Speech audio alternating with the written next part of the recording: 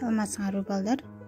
Бүгүн адабий окуу сабагын өтмөкчүбүз. Андай эмесе китебиңерди алып, даярданып, экранга жакыныраак келип олтуруп алгыла.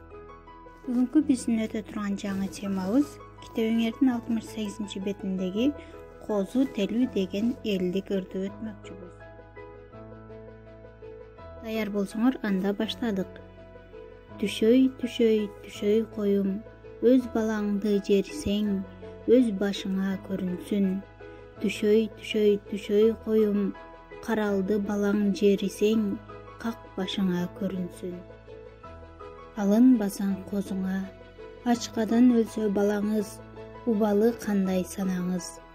Мекирен коюм козуңа, бөөдөдөн өлсө козуңуз, убал сообун караңыз. Ак сүтүңдү эмизбей, алсыратпа козуңду, эртели кеч эмизбей, арык кылба козуңду. Эчки койго жүгүртүп, энеси жок жетимдей, зарылтпагын козуңду. Телибесем ма жазык, телинбесе са жазык.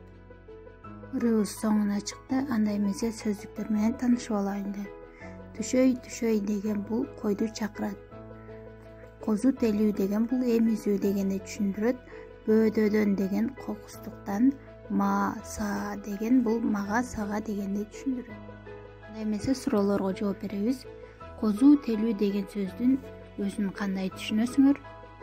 Койдун ээси козуну телип жатып, энесине эмне деп жатат? Төл көп болуш үчүн, элибиз бай болуш үчүн эмне кылсак болот? Үйгө тапшырма, ырды жаттайбыз. Саламатта калгыла балдар.